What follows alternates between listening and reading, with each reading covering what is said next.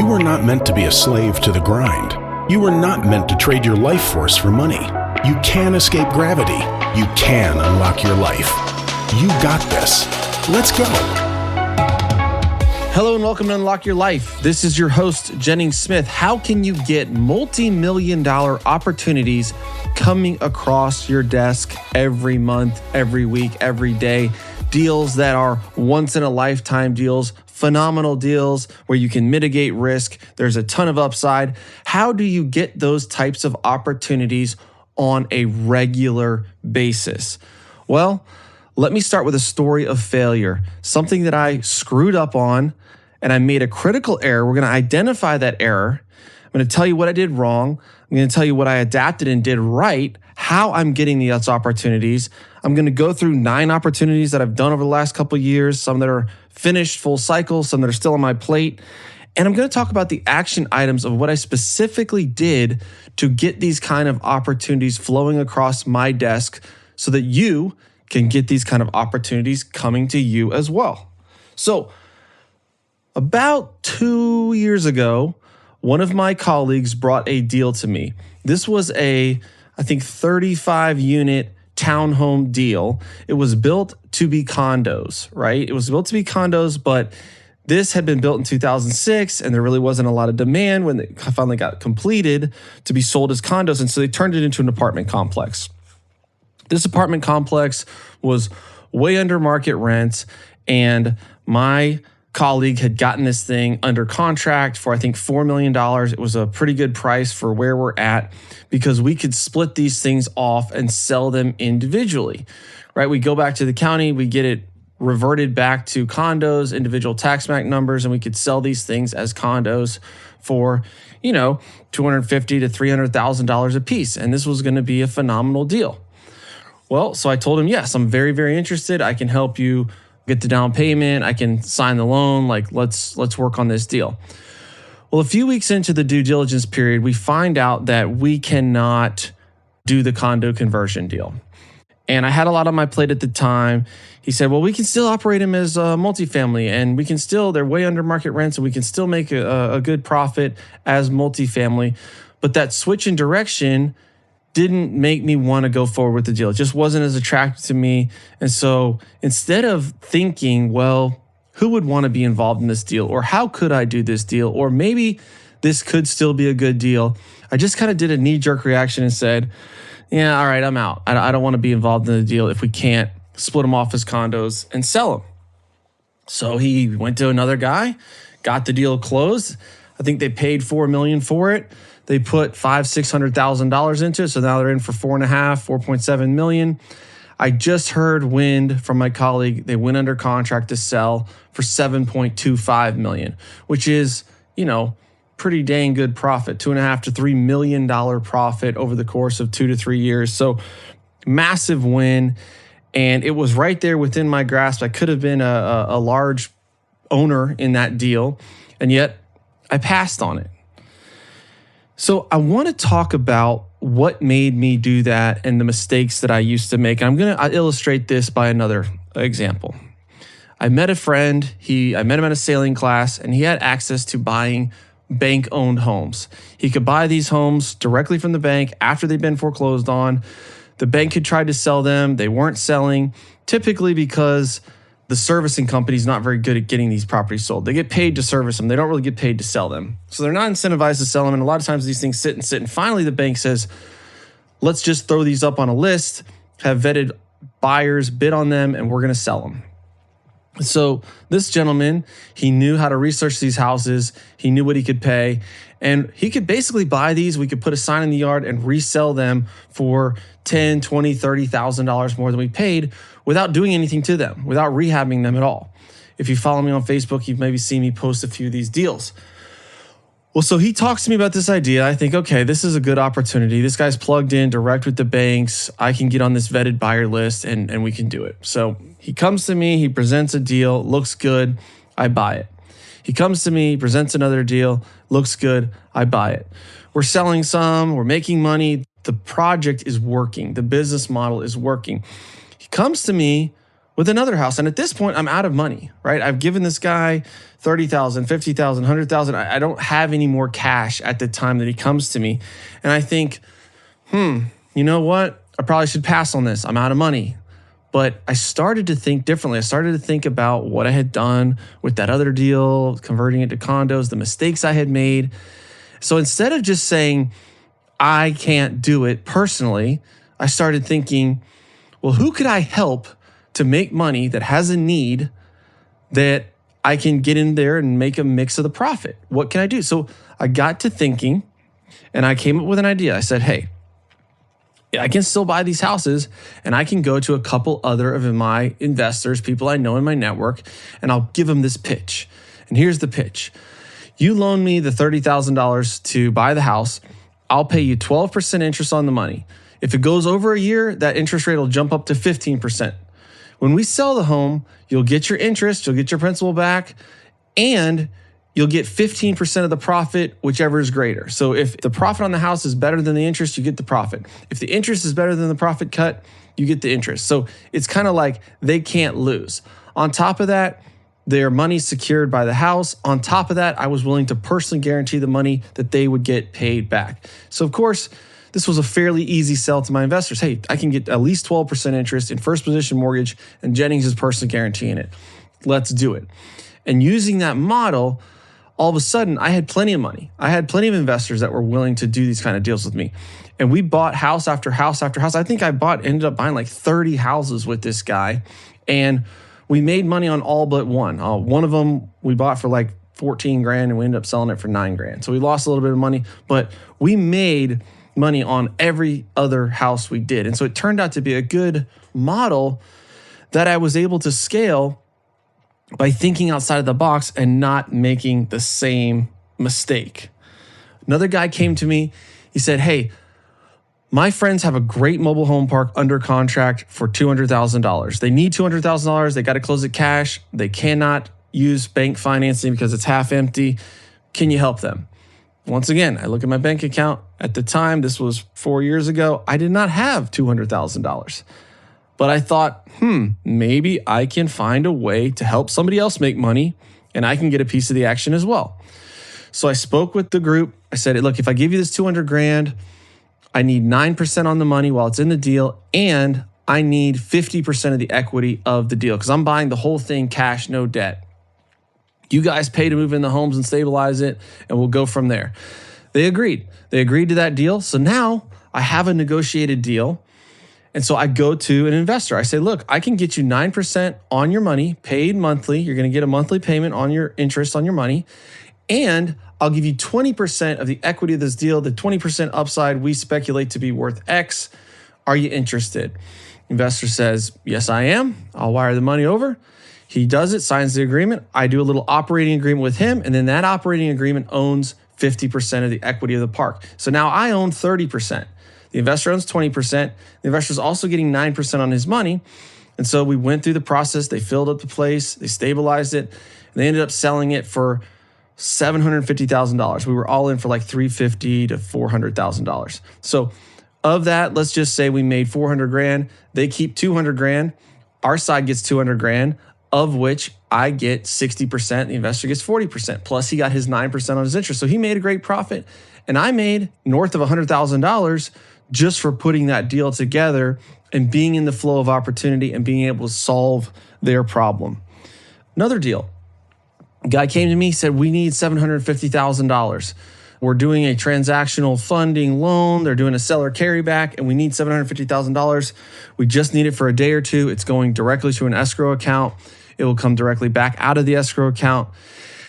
And we're willing to pay, 3.5% on the money just to utilize it for a day or two. Well, looking at my account, do I have $750K liquid? No, I have some of that, a good portion of that, but I don't have all of that. So should I say no? Or should I say, yeah, give me the $750? Well, I said yes. I like the deal. I know the guy. I've trusted him. I like that it's a transactional loan. I like that the money's never going into the seller's account or the buyer's account. It's just staying with the closing attorney. I like that it's a short-term loan. So I agreed to the deal, went out and found the $400,000. I give him, his cut of the deal for his money, and I am able to partake in the deal with my capital instead of passing on the deal. And the other thing is now the gentleman who brought me that, he knows, hey, Jennings has 750, or he's able to get me 750. I know that I can trust him for more deals. When I need capital, I'm going to go to Jennings. Another deal, Carlos, I've talked about this on my podcast, 280 unit. He needed $1 million. He had raised $1 million or $1.5 million out of his investor base. He needed another $1 million to get the deal across the table. Do I have $1 million to invest in his deal? No, I don't. Does my network? Yes, I do. And I'm able to integrate myself into that deal. Number 5, a guy came to me just the other week. They needed $150,000 for a down payment on an 18-unit multifamily that was heavily distressed.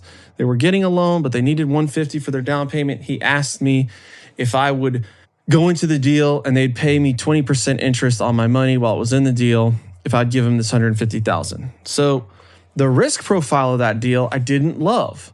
I didn't love that I didn't really know the operators that well. I didn't like that it was a heavily distressed multifamily, gutted, huge rehab project, and they're saying they've got their ducks lined up.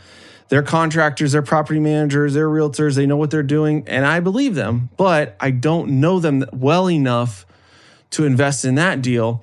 But in asking questions, I found out, okay, they own some other single-family property free and clear that they can pledge as collateral. So what we figured out was, look, you need the money quick. I'll do a short refinance on one of your homes. We'll just do a 6-month loan and it'll be 20% interest, which is a really high rate, but we'll fund in, a week or so. And then you go and refi me out with another bank, you close your deal and you move on. And this is a way that I can interject myself into that deal with very low risk. I'm in first position lien, $150,000 on a $300,000 home. So my leverage is 50%. If I have to foreclose on that home, my capital is protected. And at that point, I was able to do that deal and split it with someone else. I put in 75 and they're putting in 75. Number 6, had a group that needed a little bit more capital. They had a big capital raise to buy an apartment complex. They needed a couple $100,000 more short term while they finished up their raise and backfilled their equity check. But they were closing in the next week. So they asked me for X amount of dollars. I didn't have all of it, but I had half of it. I brought in another partner and we funded that deal. We funded that deal on a short-term loan. It was a 3-month loan with with one 3-month extension. And they paid very, very handsomely to get that deal closed. And then they backfilled the raise and paid us back. Once again, I couldn't have done that loan on my own, but I was able to bring in help to get that thing across the table. And guys, we made great money on that deal. Let's go to number 7. Gentleman brings a $14 million deal. This is 467,000 square feet of commercial office. Commercial office for $30 a square foot. Phenomenal basis price.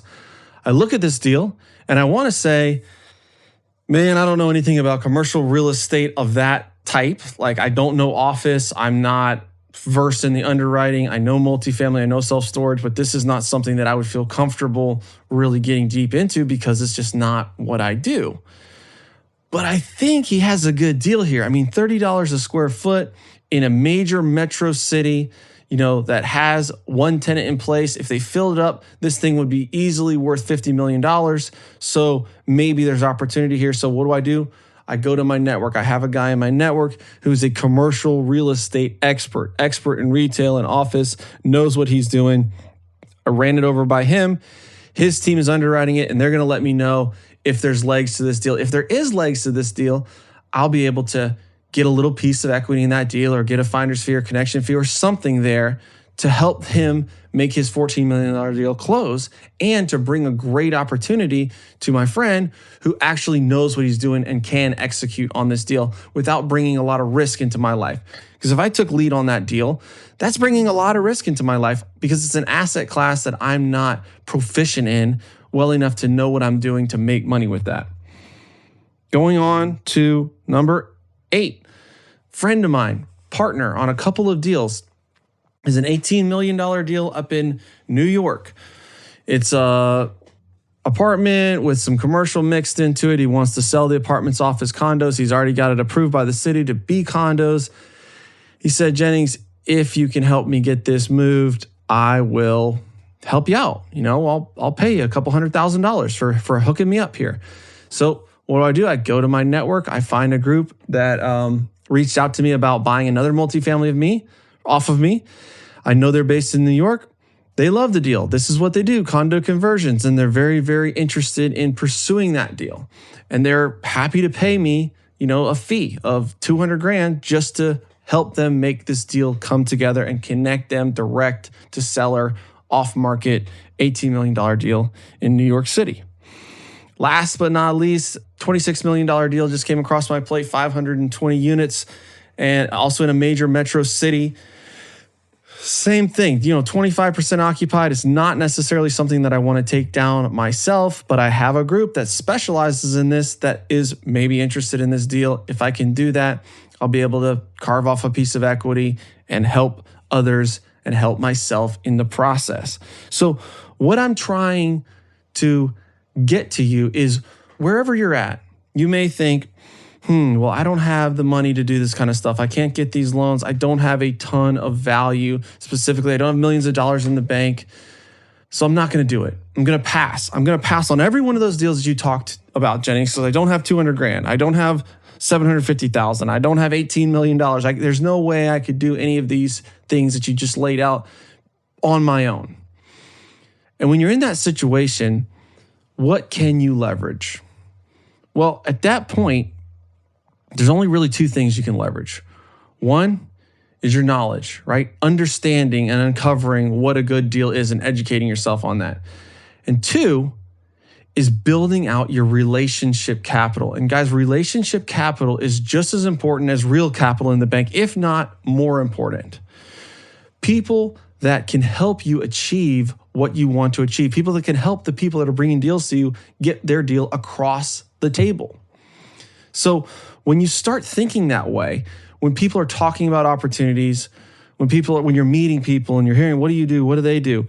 When you're thinking about, when they have a problem, can I be the guy to help them solve that? Can I be the guy that can piece these things together to make the deal work, help them make money, help my partner make money, and be a part of the process as a whole? If you give your time and you reach out and you build these relationships and you invest in yourself so that you can identify what a good deal is, but sometimes it's easy, sometimes it's so black and white, like they have something that's a great deal. A group came to me that had a 400 plus unit under contract for $5,000 a door. Like, I don't have to be a master of underwriting to know that property fixed up a little bit and stabilized a little bit has got to be worth at least $20,000, $30,000, $40,000 a unit. There's no way that it's not worth at least that, right? So I'm going to dig deeper into that deal. Sometimes the deals are so good that it's easy to find. Like, would you loan $150,000 on a house that was worth $300,000 and you could be in first position lien and make 20% interest? Yes, slam dunk, no brainer. These are the type of things that, yes, there's due diligence and vetting needed to happen, but on the surface, there's money to be made here. And when you build these relationships and you give and you start thinking about who can I help? How can I connect? Instead of just saying, no, I don't have the money. I don't have the skills. I don't know how to do that. Who does know how to do that? Who does have the money? How could I help them? How could I be a part of this? This is when the magic starts to happen, because even if that deal doesn't work out, they're going to start thinking of you as a connector, as someone who helps to solve problems, as someone who knows people, who can fix their problem, and they're willing to pay.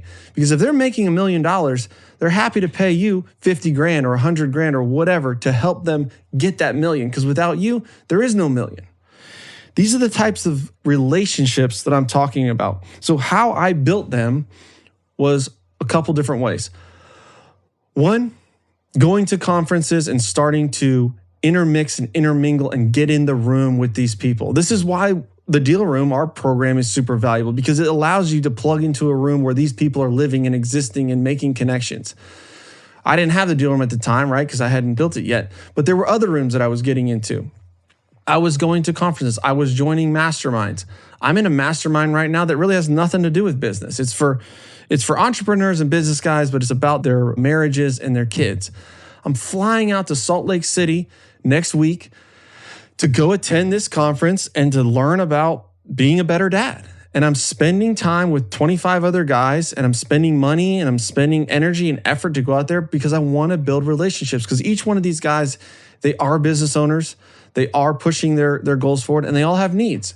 They have needs for parenting, yes, but they also have needs for business. And I want to build a relationship and see, how can I help these guys? Is there any way that I can help them achieve what they want to achieve? Another way I've done it is social media and podcasts and putting yourself out there, email lists. The more people who know who you are and know what you do, the more opportunities you're going to have flowing to you. If you think that knowing 100,000 people, or rather 100,000 people knowing you, who you are and what you do, is that going to hurt you or is that going to help you? Is that going to bring more opportunity to you or less opportunity to you? And so building out your voice, whether that be on LinkedIn or Instagram, Facebook, or email lists or podcasts or whatever it is, but letting the world know that you're here to help and these are my skills is only going to bring more opportunity flow to you. And so just by doing these couple things, right? Talking to people with intent and listening, what are their needs and what are they working on? Going to conferences, getting in the room, joining masterminds, and then putting out what I'm doing to the world so that they know if I have a problem, maybe Jennings can help me. Maybe Jennings can help me solve this. Maybe he can connect me to the right person that can make this dream happen. And by building that pipeline, you will get an ever-ending stream or never-ending stream of deal flow, opportunities. And some of them are going to be junk and some of them are going to be crap, but a lot of them are good. I mean, just in those 9 opportunities listed there, I mean, well over $1 million plus has been made. Well over $1 million plus just from those relationships and putting it out there, people knowing who I am and circling back.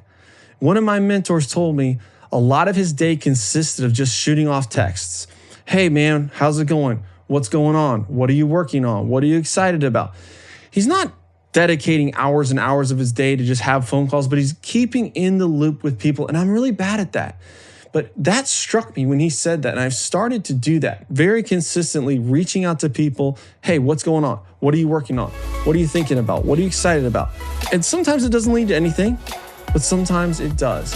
So if you want to build that organic flow of opportunity coming to you, help other people, and don't just think this is something that's out of my reach or out of my wheelhouse, or I can't do this because I don't personally have the money or the expertise.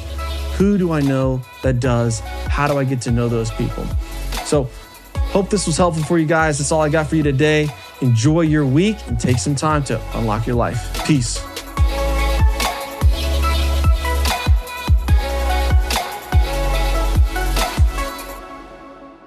This is thepodcastfactory.com.